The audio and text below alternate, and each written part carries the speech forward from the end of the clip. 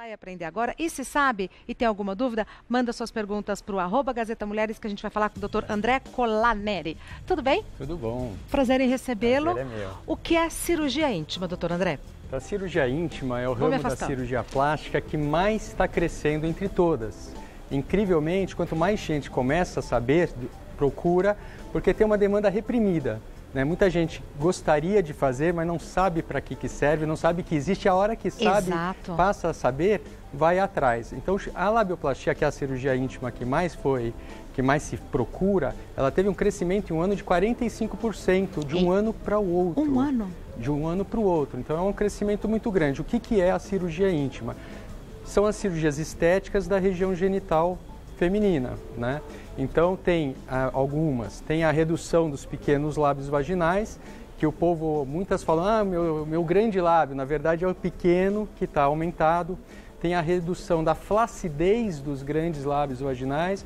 Então, os grandes são aquelas duas preguinhas acolchoadas que ficam para fora. Tá. Os pequenos são aquelas mais internas, né? Tá. E que quando crescem acaba saindo e ficando exposta como uma sobra de pele flácida, rugosa, que incomoda muito as mulheres, né? Aí tem a cirurgia do Monte de Vênus, né? Que é aquele montinho de gordura na frente do pubis, que marca a calça. Então tem algumas cirurgias. Quando a mulher procura cirurgia íntima, a maioria delas procura por constrangimento, por se sentir diferente e constrangida. Tá. Né? Não é o parceiro que manda, né? Para ela, Uma decisão é uma cirurgia pessoal dela, para ela se sentir bem. Então a ideia da cirurgia é tirar esse constrangimento, tirar esse peso que ela carrega, muitas vezes silenciosa, porque ela não conta para ninguém, ela tem vergonha de falar, diferente de uma cirurgia que nem uma prótese de mama, que uma menina quer fazer, fala com a amiga, quando fez conta para todo mundo. Nariz, né? Exatamente. A paciente fica quietinha, procura, opera muitas vezes sem falar para ninguém, mas tira aquele peso. Ela fica feliz. Ô, doutor, mas é uma cirurgia puramente estética? Não, ela pode ter também um componente de melhora funcional, porque se você, por exemplo, tem os pequenos lábios vaginais muito aumentados, eles podem machucar tanto na relação sexual, como pode incomodar fazendo exercícios físicos, pode até atrapalhar a higiene, né, e levar a ter candidíase de repetição, né, machucadinhos, né. Tá. Então, a maioria procura por estética, mas tem sim a parte funcional, que pode melhorar o conforto e a vida mesmo esportiva, social, sexual. Perfeito. Então vamos aos mitos e verdades sobre esse assunto. É mito ou verdade que a cirurgia íntima pode ajudar a evitar dores durante as relações? É verdade, né? Quando o pequeno lábio vaginal está muito grande, além de ter uma compressão e machucar, às vezes ele incomoda na penetração, né? Então isso pode causar dor, desconforto. Agora tem um outro tipo de cirurgia íntima também, que é um laser intravaginal, né? Que é o canal da vagina, com o tempo ele vai ressecando, né? Então lá perto da menopausa é comum a pele interna, que chama mucosa, atrofiar, ficar mais fininha, menos lubrificada, né? Mais seca, né? Isso daí causa dor na relação sexual, pode causar. Então, você fazer um laser intravaginal, você melhora essa condição da pele, melhora a elasticidade, deposita mais colágeno, melhora a hidratação e também diminui a dor e aumenta o conforto durante as relações sexuais. Perfeito. É mito ou verdade que o excesso de pele na região genital pode atrapalhar as relações sexuais? É verdade, como acabamos de falar, é uma pele que incomoda e atrapalha, né, na penetração e tudo mais. Então, se os pequenos lábios estão aumentados, isso daí pode sim incomodar bastante. É mito ou verdade que a cirurgia íntima não tem contraindicação de idade? Não, ela tem contraindicação porque os pequenos lábios vaginais ou a genitália, ela se desenvolve na puberdade, né, que a gente chama de caracteres sexuais secundários, ou seja, as mamas crescem, os pequenos lábios se desenvolvem, né, os pelos também crescem da região pubiana e tal. Então, antes do desenvolvimento corporal, você não vai ter, por exemplo, uma hipertrofia, um aumento dos pequenos lábios vaginais, porque não teve o desenvolvimento ainda. Agora, quanto à idade mais velha, aí você não tem o problema de idade, você tem a saúde, né? Então, tem mulheres de 70 anos que se sentem incomodadas e podem fazer a cirurgia, né? Pode fazer essa parte intravaginal, né, de ressecamento. É muito comum, próximo aos 40 anos e na menopausa, você também, além do ressecamento intravaginal, você perder a gordura dos grandes lábios, que são aquelas preguinhas acolchoadas que ficam na parte externa, né? Se isso diminui, perde o volume, fica flácido, fica murcho. E os pequenos lábios que podiam estar escondidos acabam saindo. Ficando então, aparente. além de depois de ter filhos, né, muito comum depois das gravidezes, os pequenos lábios crescerem um pouquinho pela parte hormonal que faz crescer, e os grandes diminuírem, porque hoje as mulheres estão tendo filho mais velho, né, perto dos 35 e tal. Aí fala, nossa, depois dos meus filhos, né, ficou tudo mole, ficou tudo murcho e os pequenos cresceram. Então é uma junção de fatores. Os pequenos aumentaram, os grandes pela idade diminuíram e acabaram se expondo muito mais. E quando perto da menopausa, toda a pele também fica mais flácida, né? Não só a região genital, né? Do rosto inteiro, tudo, perde hidratação, né? Então isso aumenta muito essa sensação de flacidez da região genital. Agora, o laser intravaginal não é cirurgia, é uma aplicação de laser. É uma aplicação de laser, não chega a ser uma cirurgia, mas é um procedimento também íntimo, digamos assim. Muitas vezes associado ou não à cirurgia. Você pode fazer com a cirurgia ou não. A gente usa muito laser na cirurgia, também na cirurgia íntima, né? Para tirar os pequenos lábios a laser, sangra menos, né? Então a recuperação é um pouco melhor. Então a gente acaba associando muitos procedimentos na mesma região. Perfeito. É mito ou verdade que a sensibilidade da área muda depois da cirurgia? Não, não muda, né? Não há uma interferência nos nervos, né? Não então, muda. Você tira a borda externa, que nem tira a ponta do dedo, o que está aqui continua, né? Perfeito. Então você, como toda manipulação cirúrgica, pode ter uma alteração transitória pelo inchaço, né? Pelo trauma cirúrgico, mas não vai ter uma perda de sensibilidade. O clitóris, que é a maior parte da sensibilidade nessa cirurgia, não se mexe, né? Você tem a redução do clitóris, que é uma outra cirurgia mais específica, né? Mas nessas que a gente está falando, a labioplastia não é nem tocado. É mito ou verdade que é um procedimento definitivo, ou seja, sem reversão? Então, a labioplastia ou a ninfoplastia, que você tira um pedaço que está sobrando, está incomodando, vai fazer falta esse? Não, a gente está tirando o que não precisa ter, o excesso. Não é que você tira todos os pequenos lábios. Precisa manter uma parte, porque protege a vagina, ajuda na lubrificação, né? É uma proteção, então não dá para tirar tudo, tá?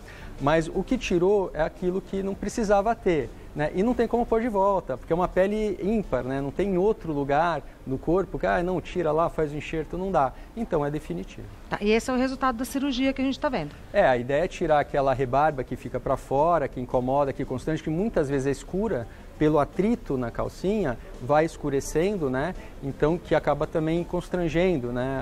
Aquela cor, muitas pacientes se queixam disso. Então, você tira aquela parte de fora, ela fica muitas vezes embutida, ou seja, você nem vê os pequenos lábios, mas algumas vezes não dá para ficar embutido.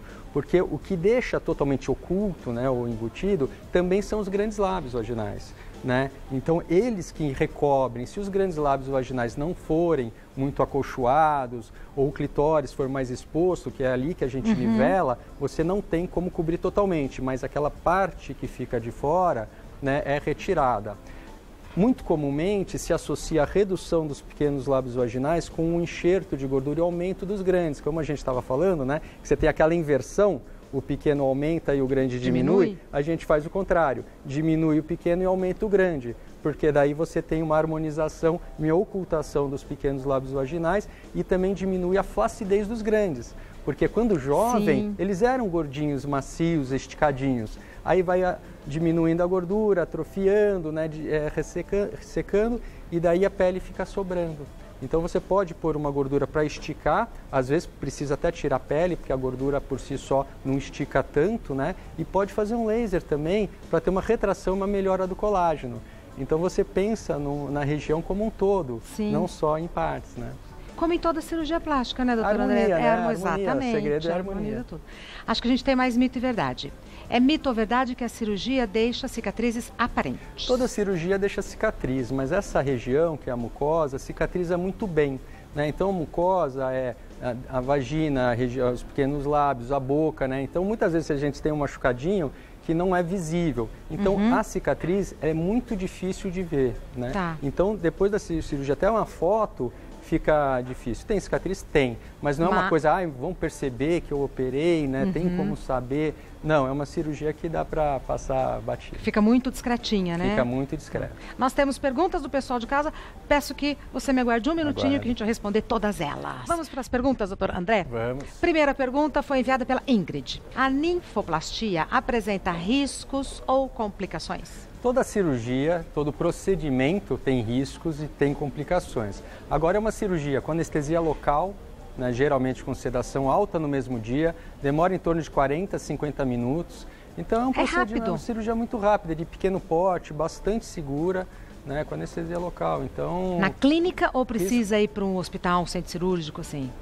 Não, tem alguns médicos que fazem em consultório. Eu opero sempre em centro cirúrgico porque eu acho que é mais higiênico, você tem uma segurança muito melhor, a iluminação, o risco de infecção é menor. É um ambiente preparado para isso, né? Concordo. E apesar de ser muito seguro, você tem que estar sempre preparado para o pior. Concordo plenamente. Né? Então, é que nem seguro de carro, você paga para não usar, mas se precisar, tá ali. Né? Então, não dá para abrir mão de segurança. Segurança é segurança.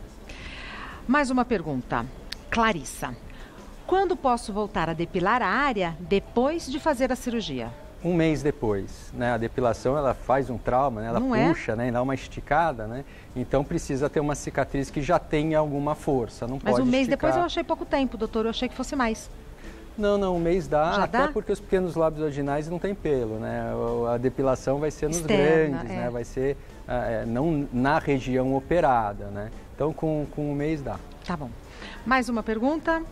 Roberta, quando posso voltar a ter relações sexuais após a ninfoplastia? Se toda a recuperação for comum, normal, um mês, né? Então, geralmente a gente libera exercícios com 3 semanas e as relações sexuais com um mês, desde que não enche muito, tem uma recuperação rápida, né? Tudo da melhor maneira possível. Se inchou um pouquinho mais, demorou um pouco mais a cicatrização, segura para 1 mês e meio. Tá. Né? Lógico que na recuperação a gente acompanha e vai vendo passo a passo.